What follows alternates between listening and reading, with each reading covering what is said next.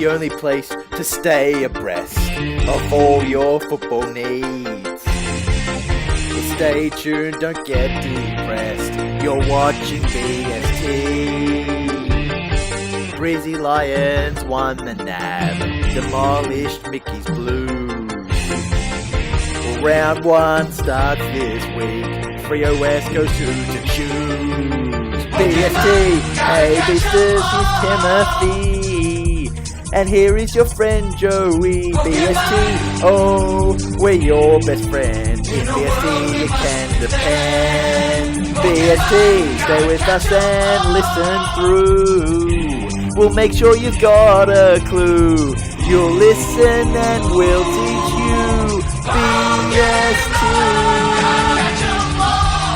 BST! Welcome guys, this is BST Weekly, just a little quick one to get the ball rolling for season 2013 of the 2013 Premiership season in the AFL. I'm Joey, as you know, and Tim's not here with me today. We just have a quick little episode just to address some of the issues we've been facing lately. We've had a few, I suppose we call them technical difficulties. We've had trouble getting some shows up, but we're here now. We're here for the season. We're not going anywhere. That's our promise to you, and you know that. So, just to quickly touch on the NAB Cup, which was run, and you saw some of the highlights there of the Brisbane Lions beating the Carlton Blues. Carlton Blues probably suffering from a bit of hype at this time of the year, which can happen. A bit of added expectation on them now for the season, which I'm not sure how they'll handle. They're not unused to pressure. Obviously, they've set some pretty high goals themselves in the past, and now they've got Mick Malthouse there. They're expected to do even better again. So we're going to have to wait and watch and see how they go. But the Brisbane Lions as well, they've had enough praise heaped on them from all the media outlets across the land. So I'm not going to do that as well. But they do look very dangerous. And we'll get up my top 8 a little bit later. But they'll figure prominently for mine, that's for sure. But don't really need to touch on the NAB Cup. As we know, it's a bit of a Mickey Mouse competition, and the real stuff, which we're really excited about, starts tonight, Friday night, and there's a game tomorrow as well. There's only 2 games this weekend. The rest of the games are in the second weekend. So for all the Melbourne teams as well, there's a bit of a wait, which doesn't particularly matter. But footy's back. We love it. Adelaide Essendon tonight and Freo West Coast tomorrow. So let's have a look at some of the team lineup news right now. Obviously Adelaide versus the Essendon Bombers. It's over there in Adelaide. Sam Jacobs, we'll start from the followers from the Crows. Jacobs, big saucy, great ruckman, Scotty Thompson and Rory Sloane. That's a pretty solid midfield versus the Bombers of Tommy Bell-Chambers in the ruck, who's really come on, Brent Stanton and Benny Howlett. So battle of midfield, battle of rucks will be probably one of the most important areas of this game. That's for damn sure, because whoever wins it out of the middle will probably get on top in the match. Lukey Brown off the back line for the Crows. Ben Rutten, the big boy there, as we know, and Ricky Henderson. While the Bombers feature Elwyn Davey in the forward line. Michael Hurley's been named at full forward, but I hope he plays in the back line myself. And Nick Comer for his first game. I think he's a 22, 23-year-old. Congratulations to him. It's a pretty big honour, and looks like they've got a bit of faith in him. Nathan Van Berlo, Daniel Talia, and Brent Riley there across the half-back line for the Crows. They're very, very dangerous, and that's a really strong, solid line. David Zaharakis, who's really come into his own lately. Paddy Ryder, obviously it's centre-half forward, which is a good spot for him, and Stuart Cramery. Maybe he can continue to be as damaging as he was last year. Bernie Vince in the centre line there, Paddy Dangerfield, and David McKay. Patrick Dangerfield is one for mine where I just want to really have a quick little talk about now. Paddy Dangerfield, is he overrated? He really needs to string together some consistent games for mine. He's unbelievably dangerous on his day, but just he needs to have that breakout year where he becomes that consistent number 1 player for the Crows, who's double team, tagged every week.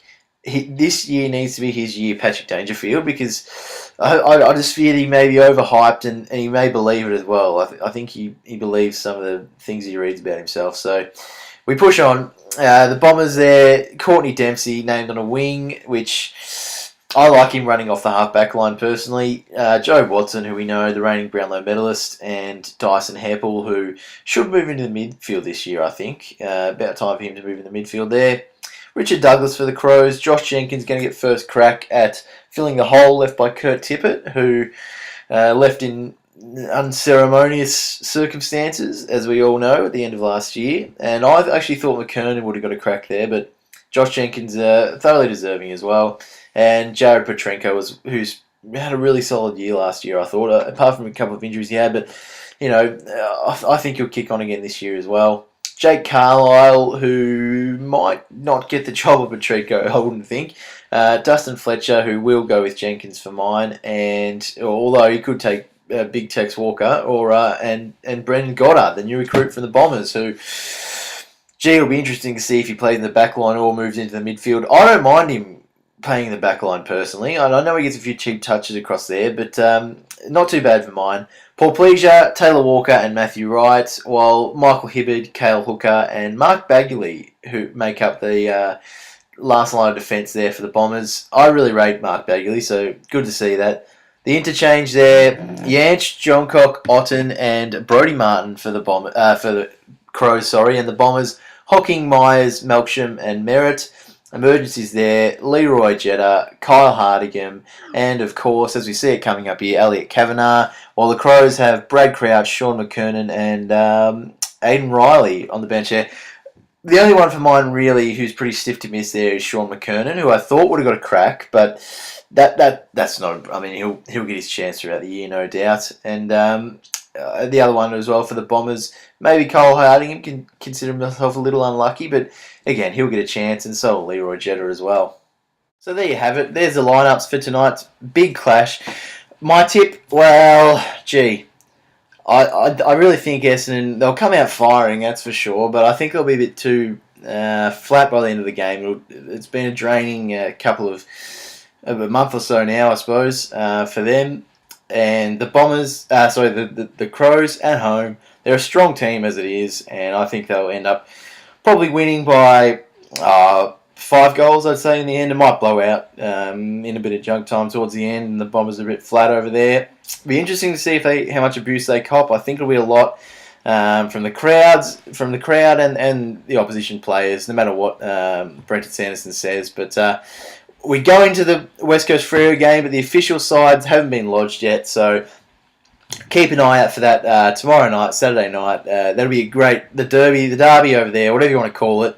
West Coast Freo. If Freo don't beat West Coast now, I don't think they ever will. They are primed. Their injuries are less significant than those of the West Coast Eagles, and if they can't get the mental edge over the Eagles now, I can't see them doing damage to them at the end of the season towards September, because they need to find a mental foothold. They need to get that belief. They need to get the mental stranglehold over the Eagles, because they're such a dominant side. Freo need to win that game. Must win for them. I don't know if they will. In the past, when they've needed to stand up, they never really have been able to. But this time, we'll back them in. I'm going to tip Freo by, I think it'll be a close one, between 1 or 2 goals there. But keep an eye out for that.